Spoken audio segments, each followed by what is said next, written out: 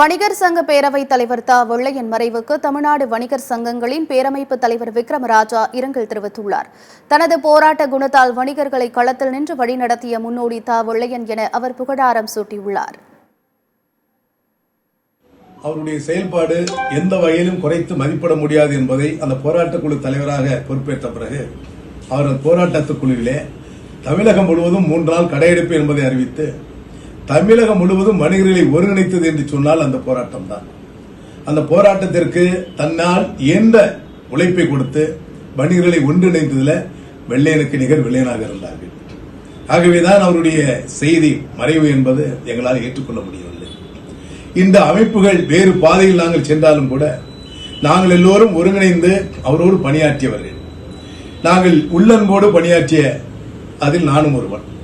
எந்த வகையில் என்னுடைய உழைப்புக்கும் உயர்வுக்கும் ஒரு காரணமாக இருந்தார் சொன்னால் அது வெள்ளையன் அவர்களை நாங்கள் மறக்க முடியாது.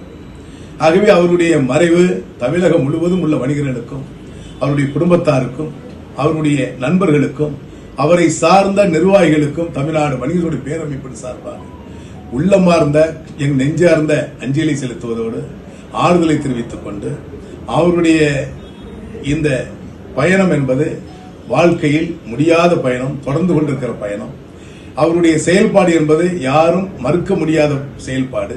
அந்த வகையில் தமிழகம் மட்டுமல்ல இந்தியா முழுவதும் அனைத்து மாநில நிர்வாகிகளையும் ஈர்த்தவர் என்ற பெருமை அவர் கிடைத்திருக்கிறது. அந்த பெருமையை புகழஞ்சியாக நாங்கள் செலுத்துகிறோம். அவருடைய மறைவை வாடுகின்ற அனைவருக்கும் எங்களுக்கு உள்ளார்ந்த நெஞ்சார்ந்த அஞ்சலியை செலுத்துகிறோம்.